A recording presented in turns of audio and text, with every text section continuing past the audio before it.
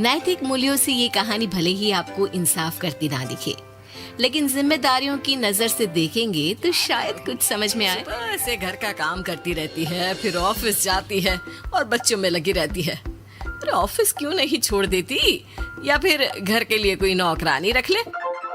कैसी बात कर रही है माँ? जानती तो है ना अभी इनके ऊपर कितना लोन है। थोड़ा ही सही मदद कर देती हूँ तो अच्छा लगता है, और अभी उनको मेरे पैसे की जरूरत भी तो है। सुधा चंदर को बचपन से प्यार करती थी। एक ही मोहल्ले में खेल कूद कर बड़े हुए दोनों। जहाँ सुधा संपन्न परिवार से थी तो वहीं चंदर का परिवार आर्थिक परेशानियों से जूझता ही रहा। लेकिन सुधा की जिद के आगे किसी की नहीं चली। सुधा, कल ऑफिस जल्दी जाना है और 2 दिन के लिए गुजरात ऑफिस के काम से भी जाना होगा।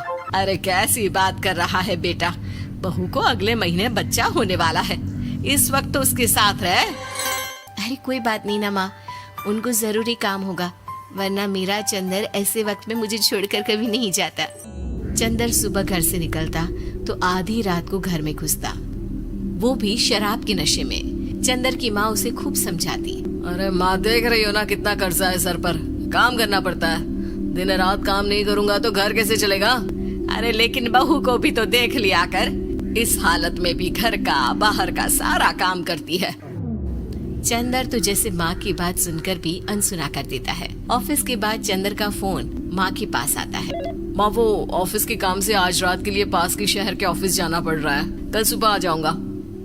सुधा रात को कमरे में सो रही होती है कि उसके पेट में दर्द होता है। सुधा चंदर को वीडियो कॉल करती है।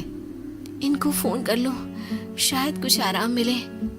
लेकिन 10 बार फोन करने पर भी वो सुधा का फोन नहीं उठाता। ऑफिस के काम से गए हैं, हो सकता है बिजी हो।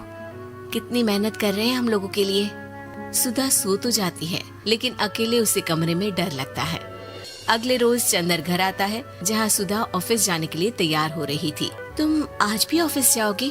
कल रात भर तो ड्यूटी की है, थक जाओगे, छुट्टी ले लो ना। अरे नहीं नहीं, कैसी बात कर रही हो, ये तो पॉसिबल ही नहीं है। अच्छा रुको, मैं जल्दी से तुम्हारा खाना और नाश्ता बना देती हूँ। बेचारी सुधा ऑफिस जाना छोड़कर लग जाती है पति के लिए खाना बनाने, उसके कपड़े प्रेस करने और जरूरत का सामान मुहैया कराने के लिए। हो सके तो रात की ड्यूटी मत लिया करो ना, मुझे बहुत डर लगता है। अरे यार क्या है, तुम तो ऐसे बिहेव कर रही हो कि तुम ही अकेली हो जिसे बच्चा होने वाला है। इतने लोगों के पति जो काम के सिलसिले में बाहर होते हैं, उनका क्या?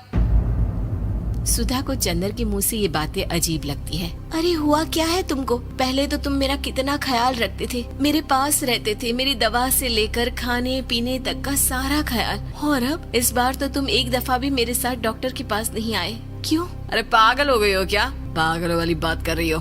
काम धंधा देखो या फिर तुम्हें लेकर टहलता फिरूं। और मुझे शुक्रवार की रात को काम से निकलना है, सोमवार आऊंगा। सुधा को समझ में नहीं आता कि क्यों अचानक से चंदर को फील्ड का काम मिल गया है। लेकिन एक दिन, सुधा, मैं और चंदर जरा एक रिश्तेदार के घर जा रहे हैं, तुम भी तैयार हो जाओ, घर में अकेली कैसी रहोगी। अरे नहीं नहीं, इस हालत में इसे लेकर जाना ठीक नहीं है। अरे लेकिन मैं ऑफिस भी तो जाती हूँ, फिर घर में अकेले। चंदर उसकी कोई बात नहीं सुनता। वो सीधा कार निकालकर माँ को लेकर चला जाता है। सुधा घर के काम में लग जाती है कि अचानक उसकी नजर चंदर के बैग पर पड़ती है, जिसमें एक कागज दिखाई देता है। इनके कागज भी ना इधर उधर फैले होते हैं, एक भी खो जाएगा तो बवाल करेंगे।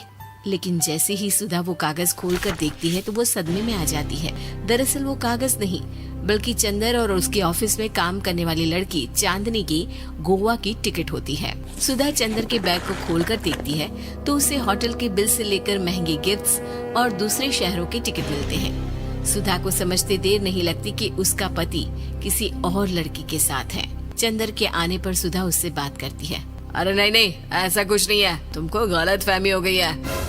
लेकिन जब सुधा के सवाल तीखे हो जाते हैं तो चंदर को अपनी गलती माननी पड़ती है और वो सुधा से माफी मांग लेता है। सुधा फैसला कर लेती है कि वो चंदर को छोड़ देगी। बच्चे और सामान को लेकर वो घर से निकल ही रही होती है कि सास उसे रोकती है। कहाँ जाएगी बेटा, रुक जा। चंदर को सुधा का जाना खल नहीं रहा था। वो झूठे मुंह भी उसे रोकने की कोशिश ही नहीं कर रहा था। सुधा चंदर को देखती है और मायके चली जाती है।